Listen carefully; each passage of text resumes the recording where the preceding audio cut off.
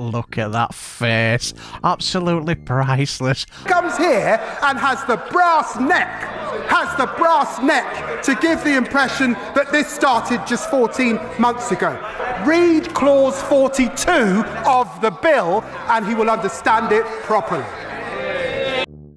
Bravo! Now this is hilarious. Not just because our honest Bob did another job interviewing, saying to the mad loony members of the Tories, look at what you could have won instead of kamikaze bad enough.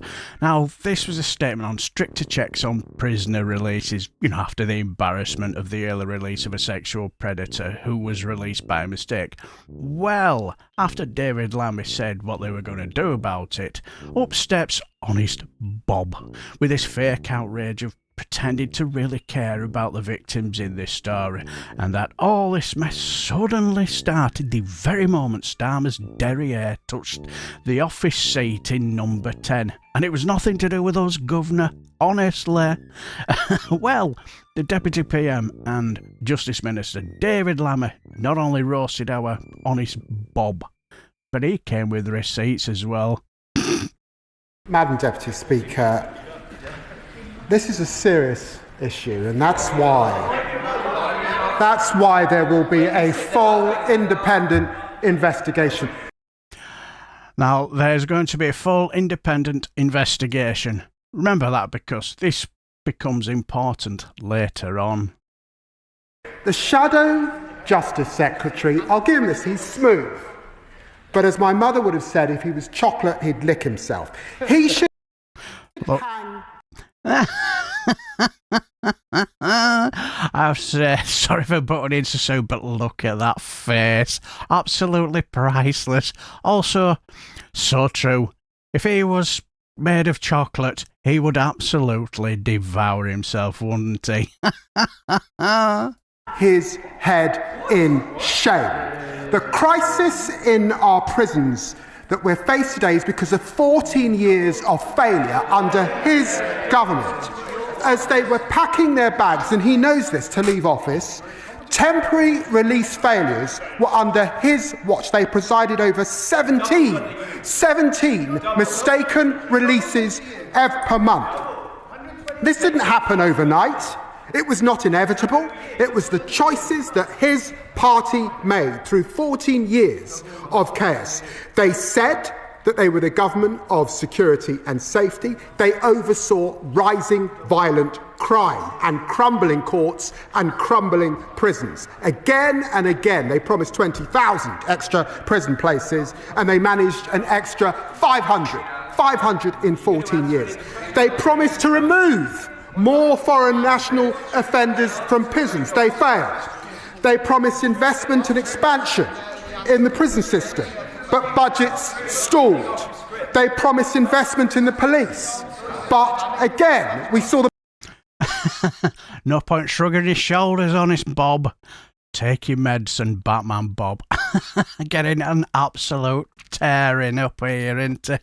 Police cut by 20,000. They promised increases in access to justice. We did not see that. We saw almost the collapse of legal aid. Violence went up in our prisons. Self-harm went up in our prisons. Drug abuse went up in our prisons. And prison officer numbers were cut under his watch. And he comes here and has the brass neck to give the impression that this started just 14 months ago. Let me just pause there. William Fernandez was released in error in March 2021. He was a sexual predator. He raped a 16-year-old and sexually assaulted another young woman after he was let out by prison in 2021. Was there an independent investigation? No, not from their side. Rayan Nubi, released in error in March 2023. Again, a man who was mistaken released from a Category B prison. Was there an independent investigation under his watch? No, there wasn't. Laura Matavoulis, again released in error in December 2021. Was there any independent investigation? None at all. And he comes here with the brass neck. I've asked Lynn Owens to look at this.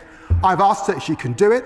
in 8 months. Of course, we'll come back to the House when that, in 8 weeks, sorry, when that is done.